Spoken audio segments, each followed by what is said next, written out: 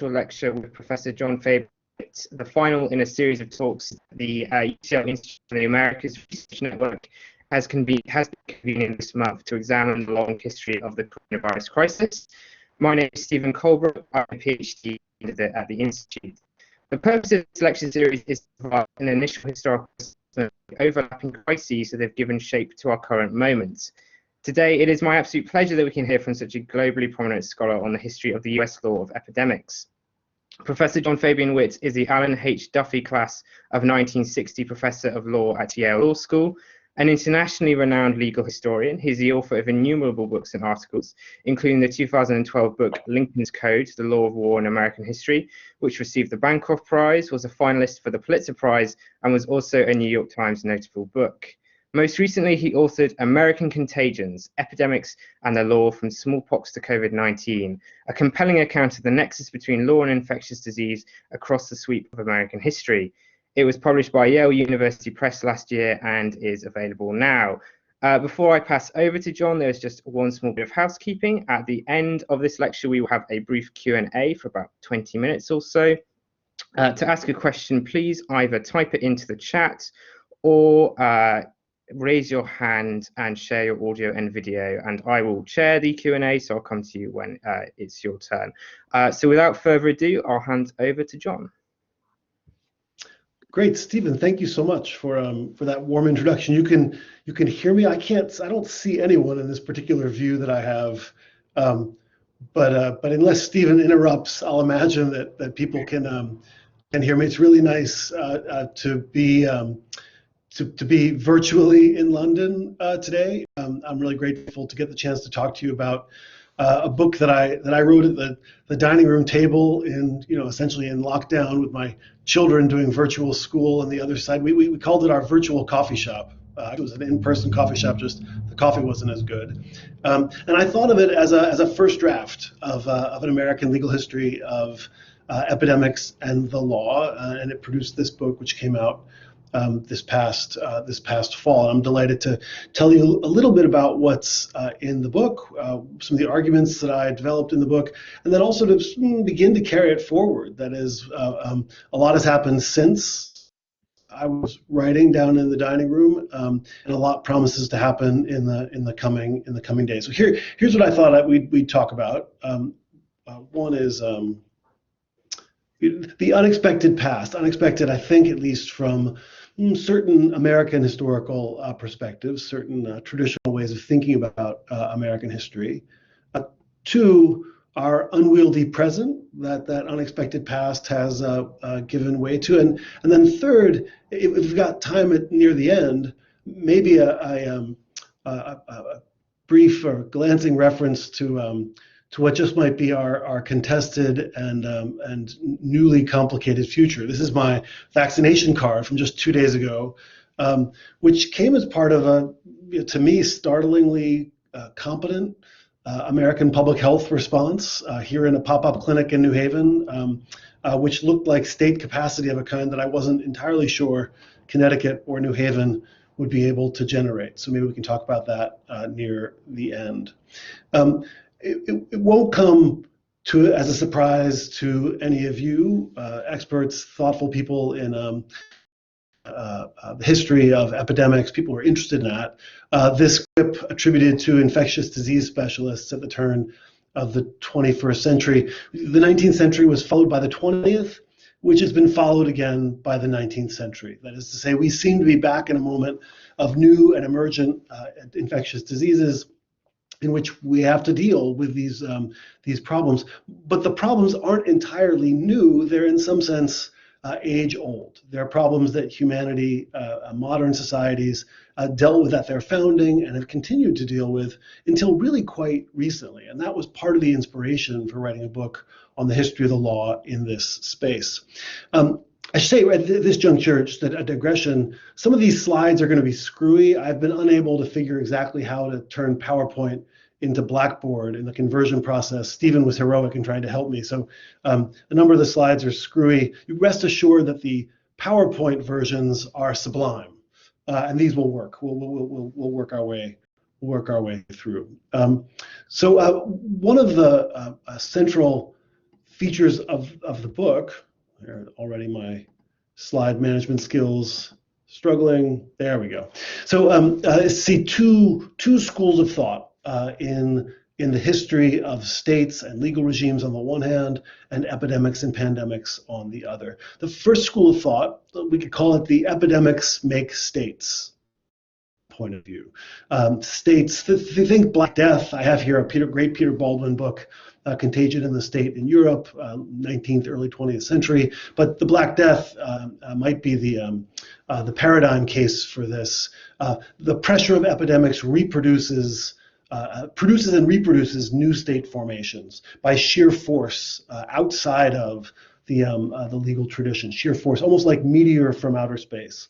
One extreme version of this view that's worth noting would be the view that epidemics produce radical novelty in states and in legal regimes. You might think of Cicero's famous dictum, salus populi, suprema lex, the supreme law of the state is health of the people. And in that idea, or in a Carl Schmitt-like state of exception version of it, there might be the idea that epidemics produce a kind of clean slate on which public health authorities remake worlds in response to new contagion threats. Second view, and really quite different, at least quite different from the radical version of the epidemics make states view. Second version is states make their own epidemics. Here, I associate this thesis with Erwin Akkernecht, whose view was that prophylaxis is a continuation of politics. As my colleague here at Yale, Frank Snowden, has observed, the germs we get are the germs that evolve to match our social structures. And although it's certainly true that epidemics have been moments of openness to change, even radical change, sometimes terrifying change, that's in substantial part because our traditions are open to many interpretations and contain many strands. What I'm going to do here in this lecture is pursue this second thesis, to think about the ways in which our traditions, our state structures, our state institutions have shaped and constructed the paths by which our legal systems have, our legal systems in the United States have responded to epidemics over time, with an eye towards COVID-19. Two legal regimes in U.S. legal history.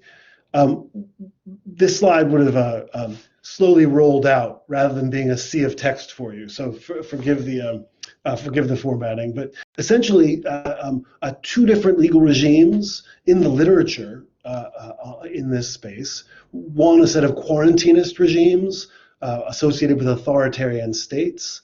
Second, a set of sanitationist regimes associated with states. And the thesis that I try to run through the book as a first draft of the history in this space is to suggest that the United States has had a mixed legal regime, or two legal regimes.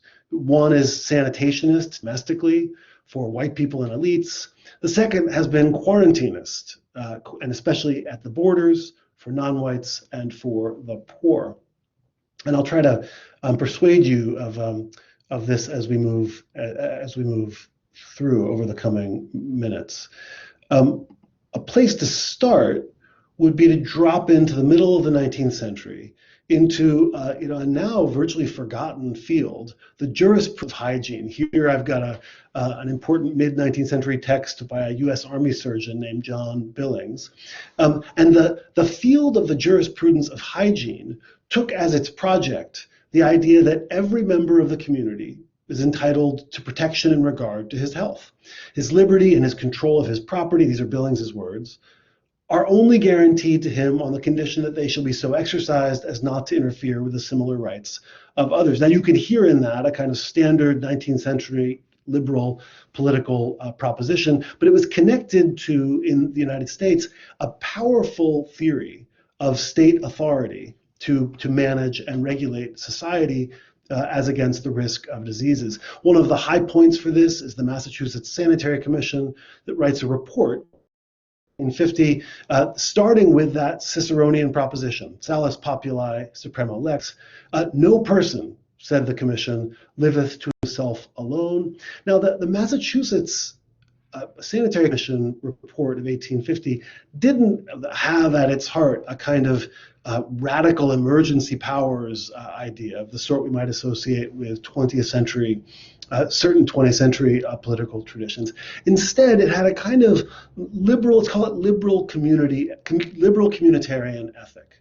Every person, wrote the commissioners, has a direct or indirect interest in every other person. We are social beings, said the commission, bound together by insoluble ties. So you can see the kind of interdependence, the social connectedness that epidemics and the risk of infection brought out for 19th century public health law thinkers and actors.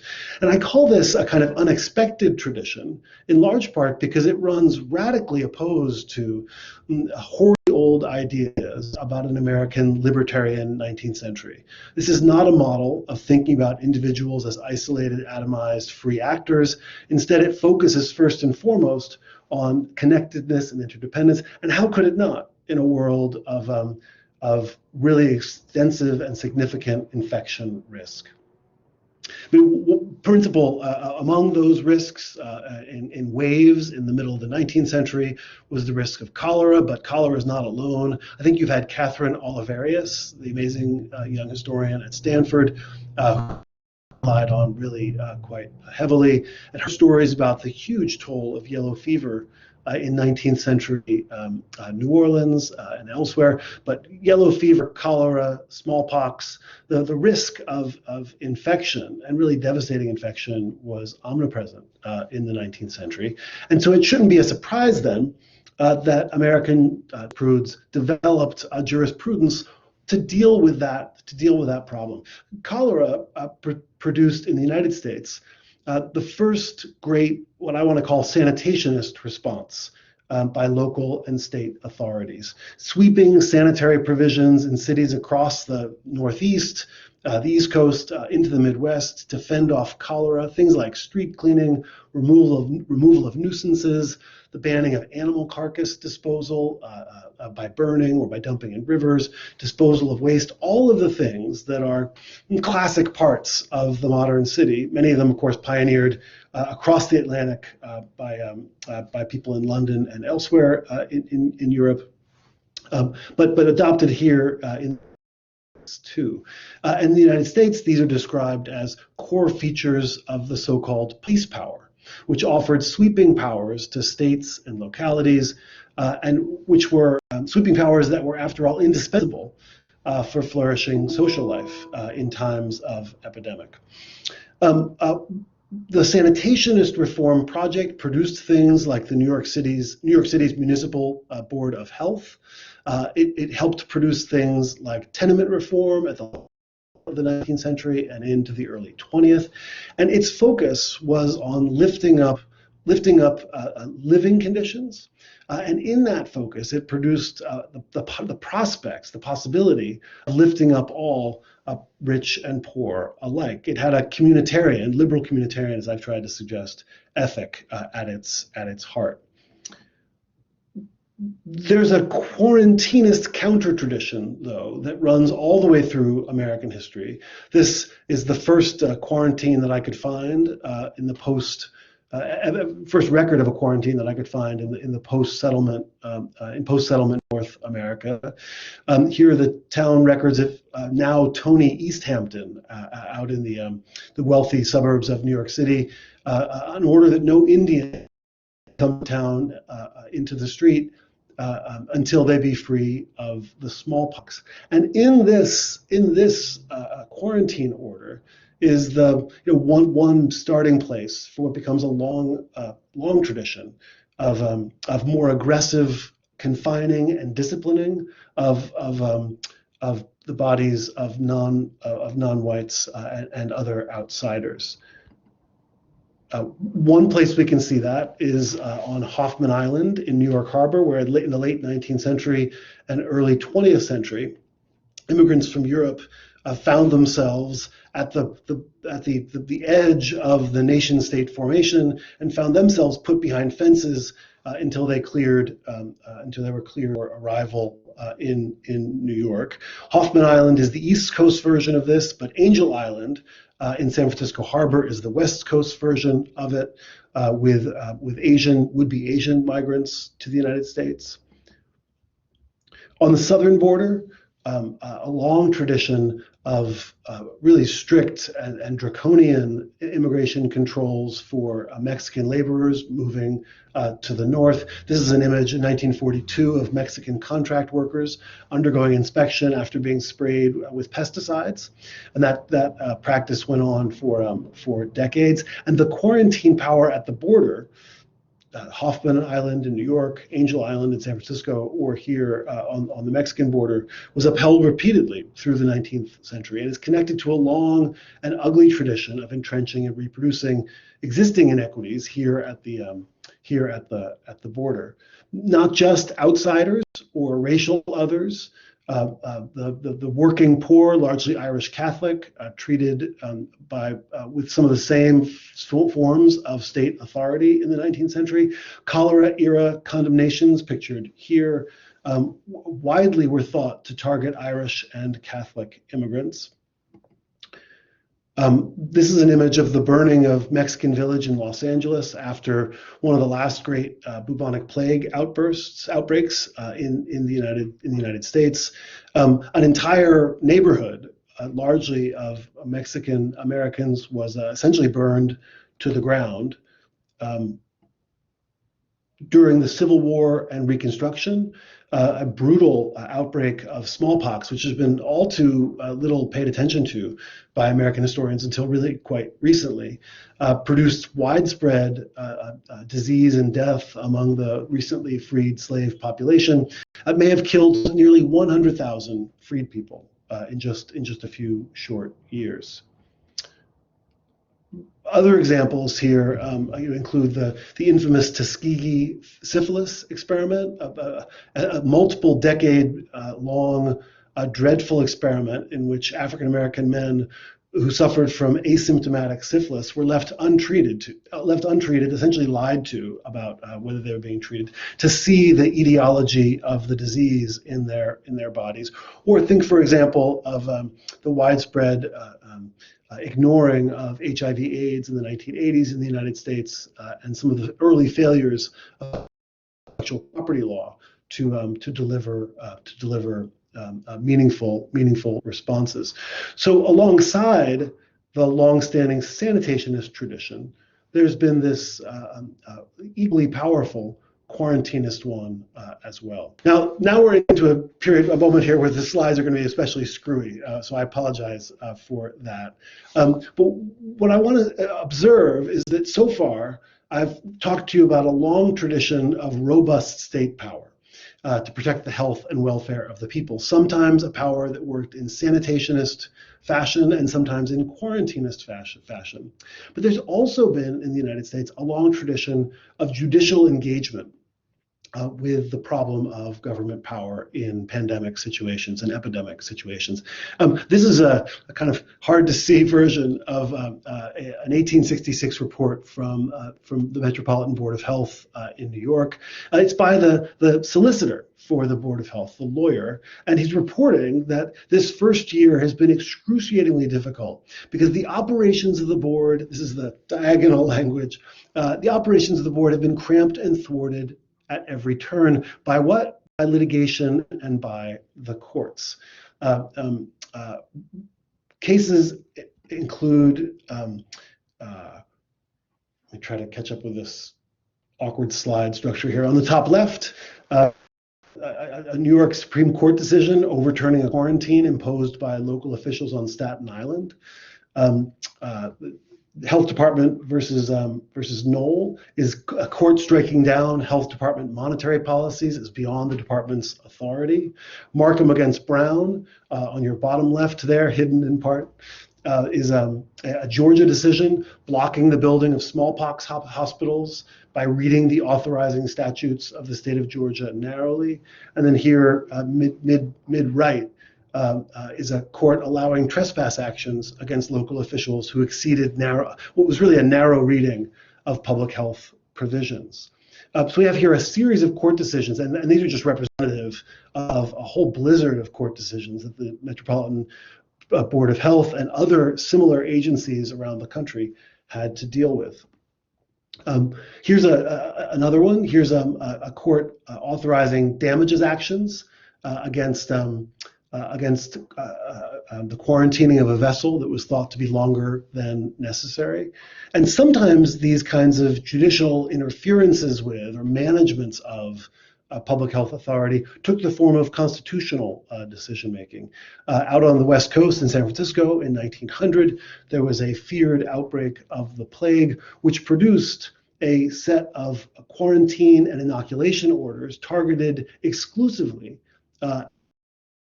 Asian Chinese population. And the United States Court of Appeals for the Ninth Circuit struck down each of those orders, the inoculation order and the quarantine order, on the grounds that they violated the Equal Protection Clause of the United States Constitution. So we've got a long tradition of judicial involvement, let's call it, with public health powers in the United States. That long tradition, in some sense, culminates in Jacobson against Massachusetts, a case that I want to talk about both now and then again a little bit later, because it's come under a considerable assault over the course of the last year in our current pandemic. What's striking about Jacobson is that the 19th century tradition of judicial engagement with questions of public health rarely, if ever, stepped so far as to forbid certain forms of state authority under the police power in moments of epidemic or pandemic. No constitutional rulings in the 19th century set out individual rights as trumps over state power. Instead, all of those cases, that blizzard of cases that I just gestured at, but we could talk about for a long time, a few slides ago, all those cases channeled and directed state authority in ways that allowed the police power to move forward if enacted in the right way, according to the right procedures and in the right direction. And those cases in some ways stand for what I think is the deeper tradition in the 19th century law of American public health, which is a general recognition of a broad authority in the state to enact what the US Supreme Court called, in a leading 1824 case called Gibbons versus Ogden, health laws of every description. And that's the core of the 19th century legal tradition in the United States, is a broad police power upheld by the courts when push came to shove. And that tradition culminates in Jacobson against Massachusetts, decided in 1905 in an opinion by Justice John Marshall Harlan, whom you can see here on screen left, or screen right, our left, screen right. This case is argued, is decided the same week that the case of Lochner versus New York is argued. For those of you who are devotees of American constitutional law in the early 20th century, Lochner is the great or infamous libertarian opinion of the early 20th century American Supreme Court. But here in Jacobson, what the Supreme Court of the United States does, per Justice Harlan, is uphold Massachusetts's mandatory smallpox vaccination law, a law that had no explicit carve-outs for adults on grounds of health or religious scruple. It's a broad smallpox mandatory vaccination law. Upholds it. And in the course of upholding it, Harlan gives a position that's a summation of a century or more of police power jurisprudence for the age of epidemics. Liberty, he says, doesn't import an absolute right to be freed from restraint. People are subject to restraint for the common good. Society would cease to exist if it were otherwise, and disorder and anarchy would follow. Real liberty, and that's Harlan's phrase, real liberty for all couldn't exist if people were free to act regardless of the injury that may be done to others. So Jacobson is a kind of extended prose poem of the sort that that judges write for the project of the 19th century public health police power.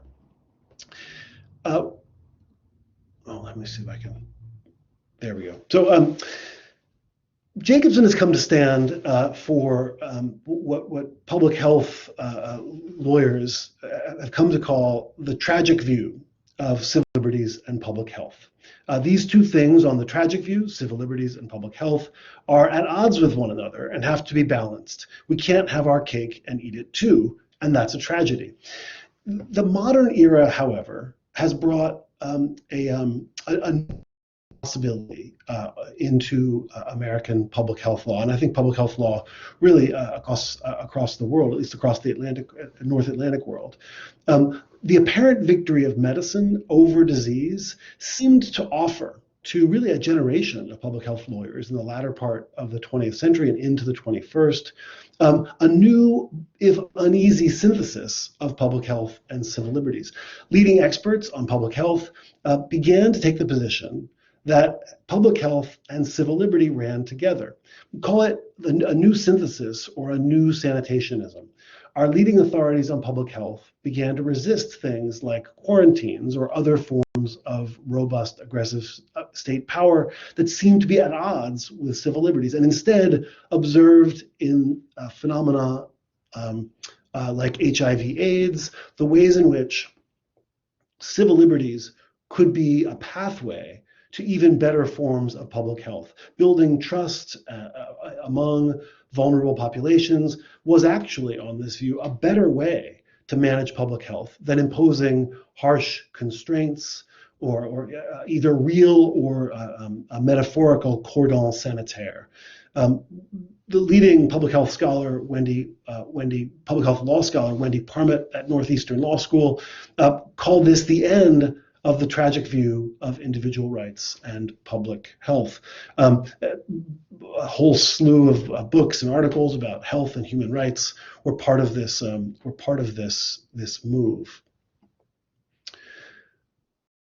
Us a little closer, at least, to our unwieldy present. And I want to talk a little bit, and here I don't know that I have any special expertise, except insofar as I can patch together some of the things we're seeing going on in the world around us with some of the history that I've described in part to you here, but that appears more generally in the book.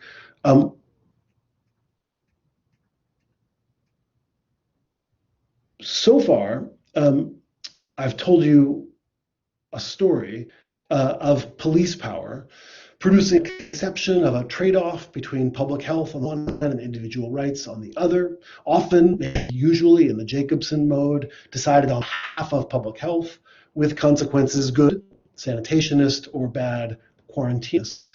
I've described the emergence within the lifetimes of some of us on this call, some of us old folks, presumably there's some younger on the call, the emergence in my lifetime at least, of a distinctive and hopeful new view that rights autonomy on the one hand could be made to run together with public health imperatives, so we wouldn't have to choose between the two.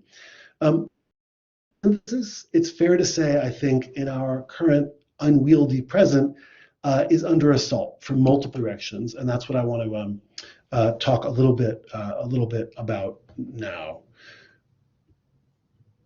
Well, let's start with this one. So first, new surveillance technologies. One of the striking features of this pandemic, it won't be a surprise to any of you, you've watched it emerge alongside me, alongside others, is the rise of new technologies for managing and surveilling populations. Huge public health successes in countries like South Korea, Singapore, China have produced real questions about surveillance of populations and the management of populations in combating disease. And these successes have run squarely in the face of some of the new optimism in what I've called the new sanitarian synthesis.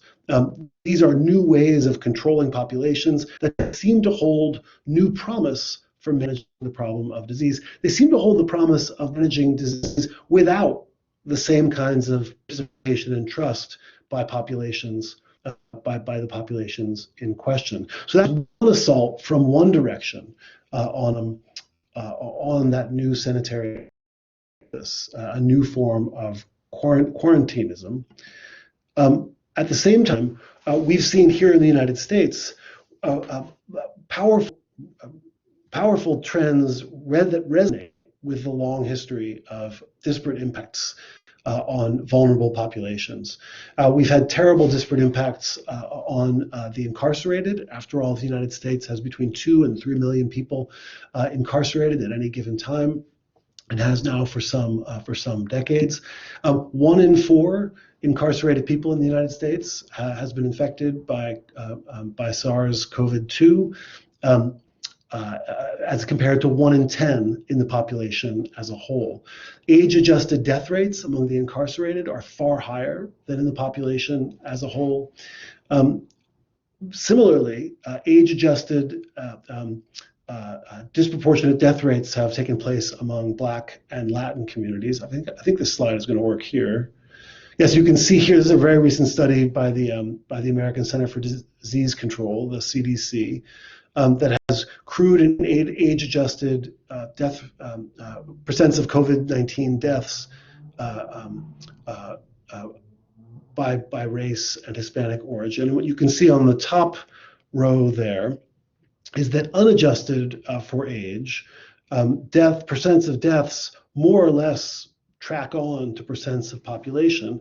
But once you standardize for age, all of a sudden percents of deaths are radically higher among Hispanic populations and non-Hispanic Black populations in the United States, and lower for non-Hispanic white populations. More evidence of new quarantinisms in the US experience of COVID-19 have included disparate impact on the so-called pandemic precariat. This is an effort to reach class effects in the COVID-19 pandemic. Effects that we've seen across 19th and 20th century, the 19th and 20th century law of epidemics, but show up again in our COVID-19 moment, and moreover, a wave of violence against Asian Americans that's been excruciatingly in the news over the last few days. One feature I want to bring out about these new quarantinisms is that in some ways they've made a new departure from a tradition of quarantinism. The images I showed you of 19th, early 20th century state authority exerting various forms of really distressing authority came from the state putting up fences at the border, the state engaging in something like the Tuskegee experiments or the like. Some of the new forms of communism that I think are most striking about the early 21st century COVID-19 experience have been ones in which various forms of private arrangements in the liberal market economy of the United States have produced exclusions, have produced new precariousness, and have produced real risks for populations of the kind that was historically been associated with authoritarian state action, and now it appears in the form of private exclusions. So far I've tried to tell you that the new sanitarian synthesis of the late 20th century is being threatened by a new set of quarantinisms, of really a diverse array of kinds, ranging from new surveillance technologies that can be deployed by the state to new private forms of exclusion that have produced all sorts of pandemic era injustice. At the same time, though, there's been a new surge of individual rights claims in American law over the course of the last year. On the US Supreme Court, here entirely shrouded by state Supreme Courts right and left, but buried back there is the US Supreme Court, which has really led the way over the course of the last 6 months or so in asserting new forms of individual rights claims as against public health authority. Just before the United States' Thanksgiving in November, the US Supreme Court enjoined enforcement of New York State, the New York State governor's COVID-era regulations for religious gatherings on the grounds that it violated individual right to free exercise of religion guaranteed by the U.S. Constitution. The court's decision came along with a really striking opinion, a concurring opinion by Justice Neil Gorsuch, which pitted the individual rights of religious adherents on the one hand, as against the overweening, mistaken, arbitrary and capricious, and indeed discriminatory policy of public health officials, or so-called discriminatory positions of public health officials. What was striking to this historian of the 19th century experience was the way in which Justice Gorsuch, another concurring opinion by Justice Kavanaugh, had much the same approach. Justice Gorsuch dismissed any number of important public health distinctions that might have sustained special rules for religious gatherings that might not have been required for the array of consumer and business settings which New York had allowed to continue with larger numbers of people. It was easy for public health officials to see that certain kinds of conduct, like extended gatherings, singing, rituals involving considerable interpersonal contact, that all those things are characteristic of religious gatherings in a way they aren't for the kinds of simple consumer settings that Justice Gorsuch raised over and over again to suggest that the New York State's law discriminated against religion. Just a few weeks before the Cuomo decision in November, Justice Samuel Alito, also of the U.S. Supreme Court, gave an address before the American Federalist Society describing COVID-era regulations as radically out of step with a long tradition of American governance, and attributing those regulations to the administrative state, which in his story was a threat to individual liberty and to a long tradition of individual liberty. And for both Justice Alito at the Federalist Society and Justice Gorsuch in the Cuomo decision in November,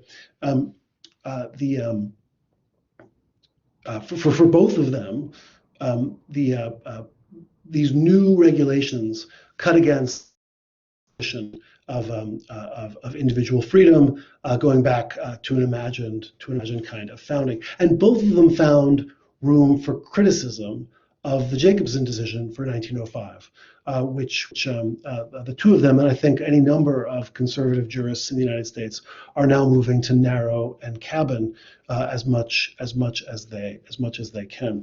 The U.S. Supreme Court hasn't been alone in this regard. There have been a whole raft of conservative legal organizations who have mobilized to challenge and push back on public health regulations in our time. They've had considerable success in places like the Wisconsin Supreme Court. That's the empty courtroom on the upper right, and the Michigan Supreme Court on the bottom left. The Michigan Supreme Court's decision, especially striking in that it struck down as an unconstitutional delegation of authority a 75-year-old Michigan statute delegating the emergency powers to the state's governor.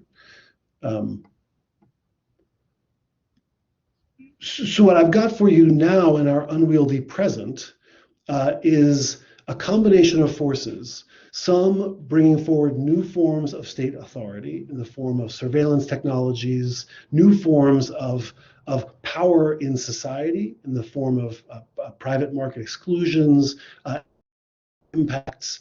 At the very same time, we're seeing a new surge in the United States of really unprecedented rights claims against public health law. Well, one way to see the extent to which these new rights claims are unprecedented is that if we look for evidence of the 1918 influenza epidemic in the pages of the federal reports gather the decisions of the United States federal district courts and the United States and the United States Circuit Courts of Appeals will find, by my count, only one case decided in the early 1920s, allowing the state of North Carolina to, allowing counties within North Carolina to ban traveling shows.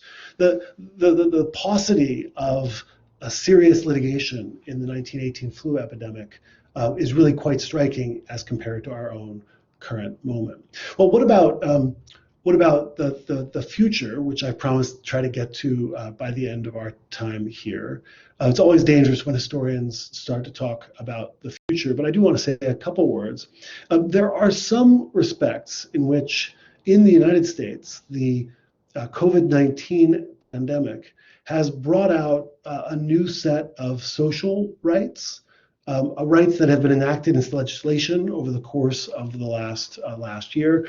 Things like rights to health care. I mean, at this pop-up clinic in our privatized American healthcare system, my health insurance status mattered not at all. What mattered was that I be be of the right age group in Connecticut under the rules to get vaccinated, and this was American public health state capacity being delivered through the public rather than through the market.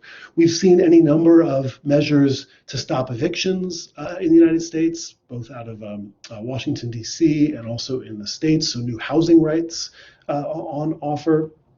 Certain efforts to provide new employment rights, or at least substitute public forms of social provision for employment when employment and the job market interfered with private provision of basic means of subsistence. We've seen, in other words, a suite of new social rights come out of our experience here in the United States. Rights that really run at odds with that long, hoary, and I think largely imagined tradition, as I've tried to explain or persuade you of today, of a 19th century and late 18th century tradition of libertarianism in the United States. That tradition was simply impossible in the age of yellow fever, smallpox, cholera, and other terrible scourges. And it strikes me that moving forward, our real question is, how will the partisan battles over policies in the months and years to come shape the meaning of the new social rights that COVID-19 seems to have called forth? Will they just be temporary blips, or will they stick in some important way? So some conclusions. First, I think that the states make epidemics thesis, the Acronecht thesis that I started with at the outset, seems to me by this story to be largely vindicated. Public health law is substantially shaped by existing legal and political institutions. The United States has a long tradition of state capacity for sanitationism, for engaging in real public regulations for the good, and also for reproducing inequality in new and old forms of quarantinism.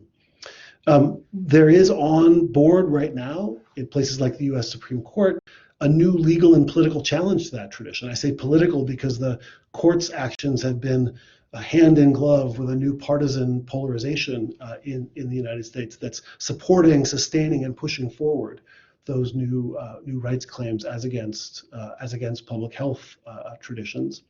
And last, new signs of a possible coming social rights synthesis. Those are the major features of the story that I've tried to tell you today.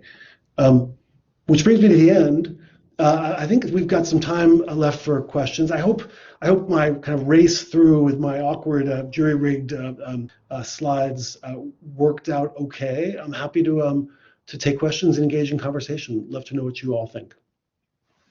Excellent. Thanks so much, John. That was super interesting. So as we've just said, we have time now for a brief Q&A. If you have a question, please either raise your hand and share your video and audio when I come to you, or post your question in the chat. We have yes, Damien Shanks.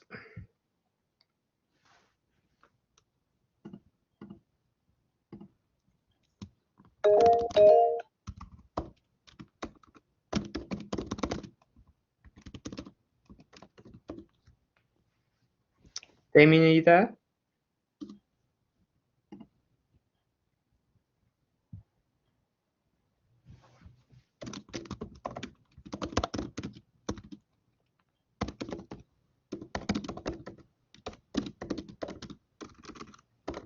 Okay, well, whilst we wait for Damien to either ask the first question or for someone to post a question on the chat, I have a question of my own, John.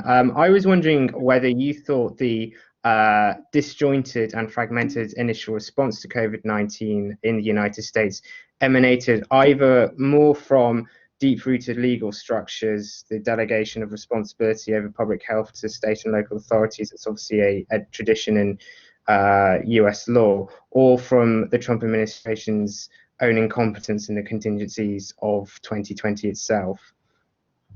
It's a great question, Stephen. My own sense is that if you could imagine a world without the Trump administration, we still would have seen the principal responses coming from state and local officials. I think that the traditions of the allocation of authority in pandemic situations in the United States are such that we would have seen governors and mayors playing a front and center role. We've also for sure seen different kinds of federal coordination. One of the conversations going on in the United States right now, I think about all this is, on the one hand, an array of public health experts observing understandably that a decentralized state-by-state approach makes little sense in a pandemic. My colleague Nicholas Christakis in the sociology department here likes to compare a pandemic in managing a pandemic through federalism as allowing kids to pee in one corner of the swimming pool but not the others. And so federalism makes no sense on his account. On the other hand, now suspending the counterfactual that the Trump administration didn't exist, the Trump administration did exist. And so a centralized model entrusts all the authority to manage an epidemic pandemic to one set of actors at the center. You could think of federalism as a kind of insurance arrangement, hedging against the risks of dysfunction at the center. So I don't know that there's a clear answer to that, but my sense is that as the historians of the future will look to the traditions rather than to the contingencies to explain much of the allocation of authority at the outset. Great, thanks so much. So Damien has been having some trouble with his audio, but has posted the question on the chat. So his question is, given the history of racial and ethnic disparities in US public health care, which I think helps explain the justified vaccine skepticism within minority groups in the US, in your research, did you find similar gendered disparities? Super interesting, and Damien references the infamous 1927 case of Buck against Bell, which upheld mandatory sterilizations for certain women at the margins in states around the United States as part of the ugly early 20th century eugenics program. I didn't, in dealing with epidemics, so infectious diseases, I confess that I didn't find gendered disparities, in large part because public health law took on communities rather than individuals. The structure of the problem was community centered because of the way infections work.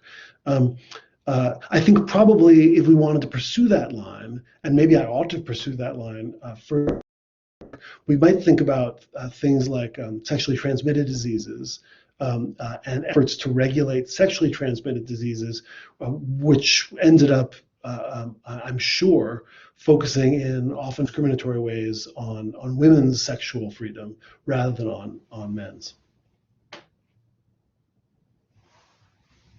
Okay, excellent. So we don't actually have any more questions, and no one has their hands up.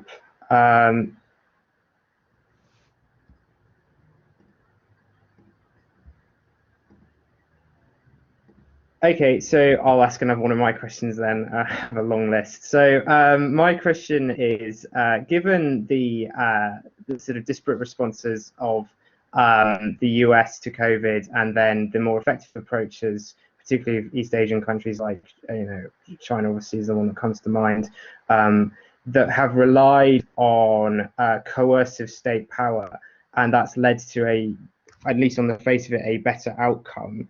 Do you think in the kind of increased competition between China and the US, whether that will lead to an argument for a more sort of coercive approach to pandemics, or do you think that that won't play a role? So I'm basically asking, do you think that the context of foreign relations will feed into debates over civil liberties and pandemic responses? So it's another great question, in part because one of the things I didn't touch on, but I've been ruminating about a lot, is the relationship between emergency powers in a pandemic on the one hand, and emergency powers in national security crises. And in American history, we have the Supreme Court has upheld the draft. The conscription of bodies for national self-defense is a standard part of American constitutional tradition. And we've now got a court that's veering in a different direction with respect to the Jacobson tradition of a similar authority to conscript bodies for pandemic emergencies. So these two different kinds of emergencies have produced, seem to be producing now two different strands in American constitutional law. And I raise the draft because of its foreign affairs or foreign policy relevance. It's been really striking the way in which large swaths of American political life have been proud to assert imagined traditions that are extraordinarily dangerous, produce more infections, more deaths, and have resolutely stayed the course even in the face of now almost 600,000 deaths. So I don't really quite know what to make of that pattern. And it seems to be resisting the pressure of better examples abroad. I think in part, any number of people just simply don't believe it. I mean, I have colleagues who are in East Asia now and describe having so many more freedoms than we in Connecticut had just a month or two ago. But I think it's not really imaginable to lots and lots of Americans who are just living in a kind of with blinders on in some respects. Mm-hmm. Okay, so we have a question from Marcia in the chat. How can we use what we know of past precedents to change medical jurisprudence in the future? Mm-hmm. Well, this is a really important question, and I've started to try to write some things. I wrote a piece in Foreign Affairs in December, and a piece in the American Journal of Public Health that's just come out, and I guess a piece in the Times soon after the November decision by the Supreme Court. But my sense is that really valuable and important public health authorities rest on an increasingly precarious foundation, and that foundation is a story about our history. On the one hand, important sectors of the U.S. Supreme Court, sometimes something like a majority, are telling a story about American history that imagines a world without the scourge of epidemic that was actually our real experience from the beginning of the country and before to something near the present. So Marcia, the answer that I'd give is doing as much as we can in the United States, at least, where we have our own distinctive version of this problem. And I know less about the UK and elsewhere, but telling the story over and over again of a history of looking out for one another, a history of the Massachusetts Sanitary Commission, a history of the New York City Municipal Board of Health. Now, of course, the huge power that those institutions had came with discriminations, right, and came with really ugly pieces, just as the power to conscript people into national self-defense comes with ugly pieces and comes with discriminations. I think one doesn't want to throw the baby out with the bathwater, though. That is, it's absolutely crucial to have these forms of authority and to try to exercise them intelligently, responsibly, morally, but abandoning them altogether seems like a kind of suicide pact to me. Excellent. So we don't have any more questions in the chat and no one else has raised their hand. So I think that's a logical point to end. It just remains to be said, thank you so much, John, for being with us today, for taking the time to give such an interesting and informative lecture. Thank you to the audience for attending. Thank you to everyone who's come to one of these lectures over the last 3 weeks. This is the final one, so there won't be one next Monday. Thank you all and have a good rest of your evening. Thanks, Stephen. Thanks, everybody.